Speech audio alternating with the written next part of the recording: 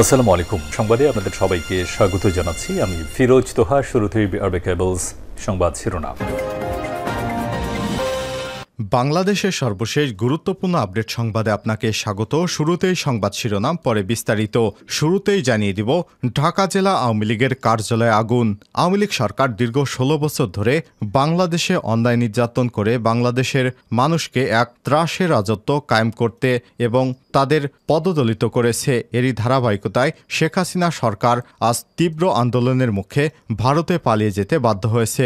আওয়ামী লীগের ঢাকা জেলা কার্যালয়ে আগুন দিয়েছে আন্দোলনকারীরা। সোমবার ৫ আগস্ট বিকাল ৪টার দিকে শেখ হাসিনা পলানোর পরই তার কার্যালয়ে আগুন দেয় আন্দোলনকারীরা। জানা গেছে, কার্যালয়ে আগুন দেওয়া হলে তখন পাশের গ্যাস সিলিন্ডারের দোকানেও আগুন ছড়িয়ে পড়ে।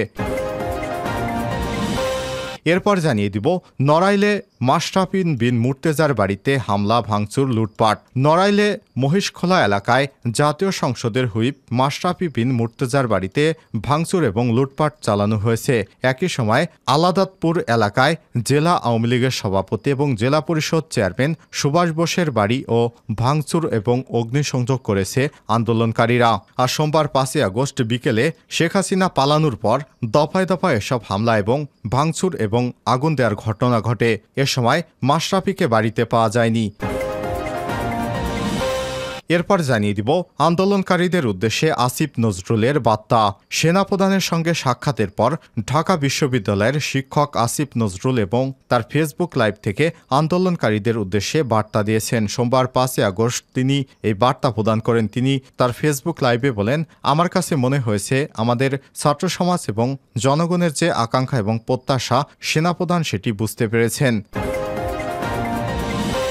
এবারে জানাবো, শেখ হাসিনা দেশ ছেড়ে যায়, হবিগঞ্জে আনন্দ মিছিল এবং মিষ্টি বিতরণ। শেখ হাসিনার পদত্যাগ, দেশ ছেড়ে যায় হবিগঞ্জে বাহুবলে ছাত্র জনতা এবং বিভিন্ন শ্রেণী পেশার মানুষ বিজয় উল্লাস করছে। সরেজমিনে দেখা গেছে, উপজেলার মিরপুর বাজার, বাহুবল বাজার এবং পুটিজুরি বাজারে ঢাকা সিলেট মহাসড়কে বাঁধভাঙা উল্লাস আনন্দ মিছিল এবং মিষ্টি বিতরণ করেছে সাধারণ মানুষ। এছাড়াও খন্দকার মোশারেফ আলম সুজনের নেতৃত্বে পুটিজুরি বাজার থেকে ডুবাই বাজার থেকে দিগম্বর বাজার হেঁটে আনন্দ মিছিল করেন স্থানীয়রা। জানিয়ে দিব, ছাত্রদের ঘরে ফিরে যাওয়ার আহ্বান জানিয়েছেন সেনাপ্রধান জেনারেল ওয়াকারুজ্জামান। ছাত্রদের ঘরে ফিরে যাওয়ার আহ্বান জানিয়েছেন সেনাপ্রধান জেনারেল। তিনি আজ বিকেলে জাতির উদ্দেশ্যে দেয়া এক ভাষণে সব কথা বলেন। সেনাপ্রধান বলেন, রাজনৈতিক ক্লান্তিকাল চলছে, একটি অন্তর্বর্তীকালীন সরকার গঠন করা হবে, সব হত্যার বিচার করা হবে, সেনাবাহিনীর উপর আস্থা রাখুন। আমরা রাজনৈতিক দলের নেতাদের সঙ্গে বৈঠক করছি। এবং সর্বশেষ জানিয়ে দেব, বৈষম্যবিরোধী ছাত্র আন্দোলন নিয়ে যা জানাচ্ছে আন্তর্জাতিক গণমাধ্যম। বাংলাদেশে চলমান সংঘাত প্রাণহানি নিয়ে গুরুত্বের সঙ্গে সংবাদ প্রকাশ করেছে আন্তর্জাতিক সংবাদ মাধ্যম BBC, Al Jazeera, the New York Time, AFP, Reuters, AP Hindustan, Times of Israel, NDTV, Anandabazar, Deutsche Welle সহ প্রায় সব আন্তর্জাতিক গণমাধ্যম এবং বার্তা সংস্থার বৈষম্যবিরোধী ছাত্র আন্দোলনের ডাকা সর্বাত্মক অসহযোগ কর্মসূচির প্রথম দিনে রোববার ৪ আগস্ট কর্মসূচির ঘটনা প্রবাহ প্রথম পাতাতেই ঠাঁই দিয়েছেন। তাৎক্ষণিক নিহত আহতের খবর দেওয়ার পাশাপাশি গণমাধ্যমগুলোতে আন্দোলনের গতি প্রকৃতি নিয়ে বিশ্লেষণ চলছে। ডয়েচে ভেলে বাংলাদেশের রোববার ৪ আগস্ট পরিস্থিতি নিয়ে বিশ্লেষণমূলক অনুষ্ঠান প্রচার করেছে। কি করে ছাত্র আন্দোলন গণ আন্দোলনের রূপ নিল তা বুঝতে বিশ্বসেরা বিশ্ববিদ্যালয় রাজনীতি গবেষক শিক্ষকের গন্তব্য প্রচার করেছে। এছাড়াও তারা ছাত্র প্রতিনিধিদের সঙ্গেও সরাসরি টেলিফোনে যুক্ত হয়ে দেশের সর্বশেষ পরিস্থিতি এবং আগামী দিনের কর্মসূচি জানতে চেয়েছে। তাদের প্রতিবেদনে উঠে এসেছে সাম্প্রতিককালে সবচেয়ে বেশি নিহত হওয়ার খবর। প্রিয় দর্শক, বাংলাদেশের সংঘর্ষে গতকাল অন্তত ৯১ জনের নিহতের খবর দিয়েছে তারা। তবে বাংলাদেশের পত্রিকা এবং ওয়েবসাইটগুলো থেকে দেখা যায় বাংলাদেশে মৃতের সংখ্যা প্রায় ১১০ জন।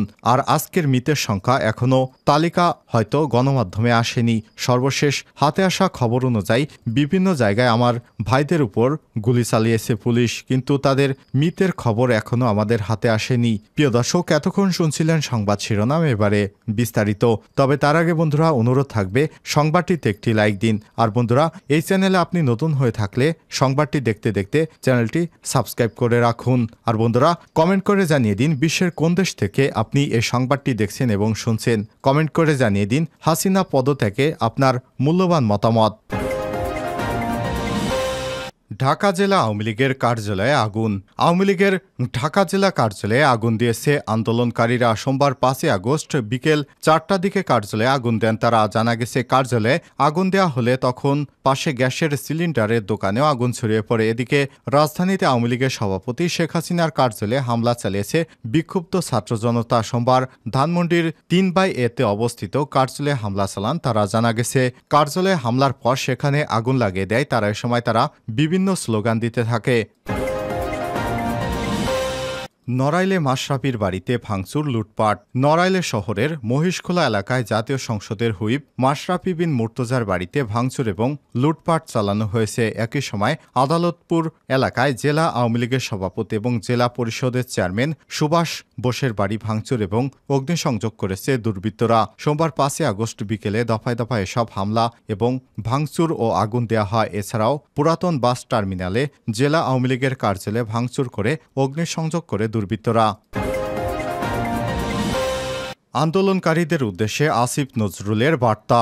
সেনাপ্রধানের সঙ্গে সাক্ষাতের পর ঢাকা বিশ্ববিদ্যালয়ের শিক্ষক আসিফ নজরুল তার ফেসবুক লাইভ থেকে আন্দোলনকারীদের উদ্দেশ্যে বার্তা দিয়েছেন। সোমবার 5 আগস্ট তিনি এই বার্তা প্রদান করেন। তিনি তার ফেসবুক লাইভে বলেন, আমার কাছে মনে হয়েছে আমাদের ছাত্র সমাজ এবং জনগণের যে আকাঙ্ক্ষা, সে প্রত্যাশা সেনাপ্রধান বুঝতে পেরেছেন। এ সময় তিনি আর বলেন, ইনশাল্লাহ আশা করি আপনাদের জন্য অনেক বড় সুসংবাদ আসছে।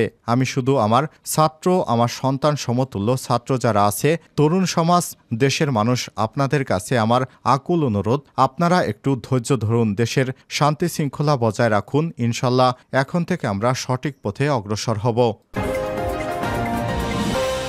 শেখ হাসিনা দেশ ছেড়ে যায়, হবিগঞ্জে আনন্দ মিছিল, মিষ্টি বিতরণ। শেখ হাসিনা পদত্যাগ এবং দেশ ছেড়ে চলে যায় হবিগঞ্জে বাহুবলে ছাত্র জনতা এবং বিভিন্ন শ্রেণী পেশার মানুষ বিজয় উল্লাস করছেন।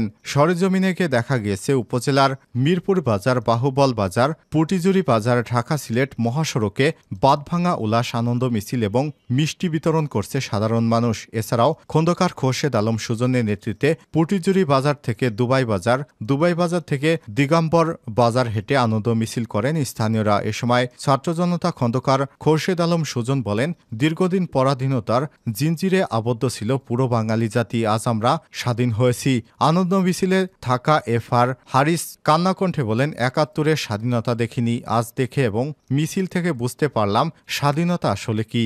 এ উল্লাস শুধু আমাদের নয়, পুরো বাঙালি জাতির। ছাত্রনেতা শাহ রাসিফ বলেন, আমাদের ভাই বোনেরা রক্তের মাধ্যমে আমরা আজ 5 আগস্ট একটি সুন্দর স্বাধীন দেশ পেয়েছি।